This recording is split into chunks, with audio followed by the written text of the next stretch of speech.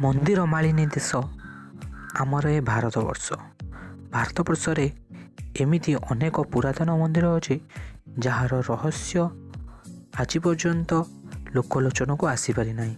ଆଜି ଆମେ ଏମିତି ଏକ ମନ୍ଦିର ବିଷୟରେ ଜାଣିବା ଯେଉଁ ମନ୍ଦିରରୁ ଥିବା ପଥରରୁ ପ୍ରତିବର୍ଷ ଲାଲ ପାଣି ବାହାରେ, ଯାହାକୁ ସେଠାକାର ଲୋକମାନେ ରକ୍ତ ବୋଲି କହିଥାନ୍ତି।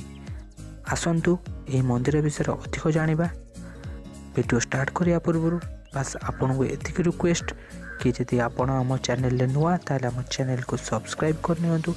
ଆଉ ଯଦି ଭିଡ଼ିଓ ପସନ୍ଦ ଆସେ ତାହେଲେ ଲାଇକ୍ କରିଦେବେ। ଆଉ ଏହି ଭିଡ଼ିଓ ବିଷୟରେ ଆପଣଙ୍କର ନିଜର ମତ ଦେବା ପାଇଁ କମେଣ୍ଟ କରିବାକୁ ଅନୁରୋଧ। ଆସନ୍ତୁ ଆରମ୍ଭ କରିବା। ଆସାମ ରାଜ୍ୟର ରାଜଧାନୀ ଗୌହାଟୀ ସହରଠାରୁ ମାତ୍ର 6 କିମି ଦୂରରେ ଅବସ୍ଥିତ ମା କାମାକ୍ଷା ଦେବୀଙ୍କ ମନ୍ଦିର। ଏହି ମନ୍ଦିରରେ ଏହିଭଳି ଏକ ଚମତ୍କାର ଘଟଣା ଘଟେ ଯାହା ସାରା ପୃଥିବୀର ଲୋକଙ୍କୁ ଆଶ୍ଚର୍ଯ୍ୟ କରିଦିଏ।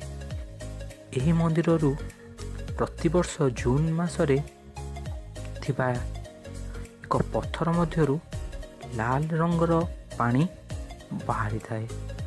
ଏହି ସମୟରେ ମନ୍ଦିରକୁ ବନ୍ଦ ରଖାଯାଇଥାଏ। ହେଲେ ଏପରି କାହିଁକି ହୁଏ? ଆ ପଛରେ ଏକ ଲୋକକଥା ରହିଅଛି। କୁହାଯାଏ ଯେ ମା ସତୀଙ୍କୁ ଯେତେବେଳେ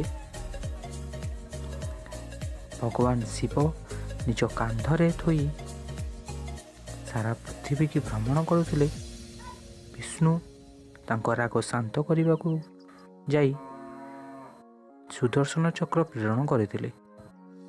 ଆଉ ସୁଦର୍ଶନ ଚକ୍ର ସତୀଙ୍କର ସମଗ୍ର ଶରୀରକୁ ଖଣ୍ଡ ବିଖଣ୍ଡିତ କରି ଦେଇଥିଲା।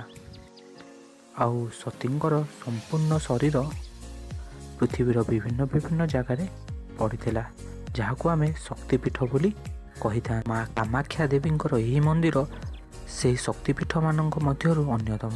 ଏଠାରେ ବିଶ୍ୱାସ କରାଯାଏ ଯେ ମା ସତୀଙ୍କର ଯୋନି ଏବଂ ଗର୍ଭ ଏହିଠାରେ ହିଁ ପଡ଼ିଥିଲା।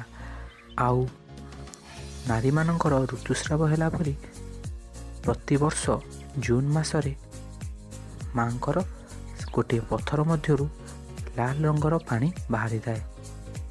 ଆଉ ଏହି କିଛି ଦିନ ପର୍ଯ୍ୟନ୍ତ 3 ଦିନ ପାଇଁ ମନ୍ଦିରକୁ ବନ୍ଦ ରଖାଯାଇଥାଏ।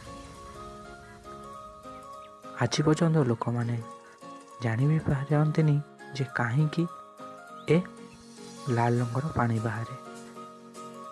କେବଳ ବିଶ୍ୱାସ କରିବା ଲୋକ ହିଁ ଏହାକୁ ବିଶ୍ୱାସ କରନ୍ତି।